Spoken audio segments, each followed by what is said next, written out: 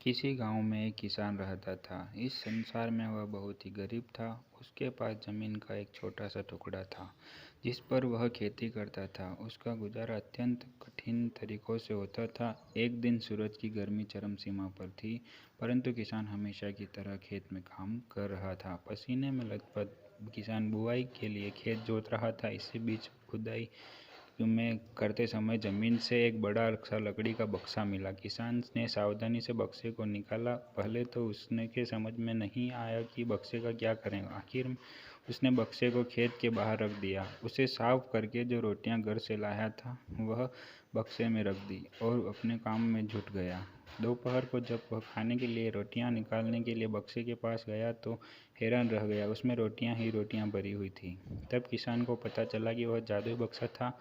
उसमें जो भी चीज़ डालो उसका 80 गुना होकर बाहर आता, और जैसे कि मूंगफली का एक दाना डालो तो तुरंत 80 उसमें से 80 दाने निकल पड़ते।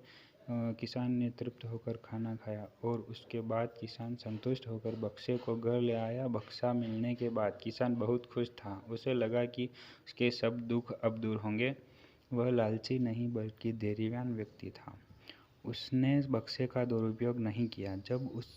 उससे जब भी किसी चीज़ की ज़रूरत होती तो बक्से से तुरंत प्राप्त कर लेता। समय गुजरने के साथ साथ उसके बक्से के बारे में गांव के ज़मींदार को पता लगा। ज़मींदार बेहद लालची था और उसे लगा कि ऐसी ही जादुई चीज़ पर तो उसका ही अधिकार होना चाहिए, और उसके आदेश पर ज़मींदार के लठे किसान को पकड़ ले आए।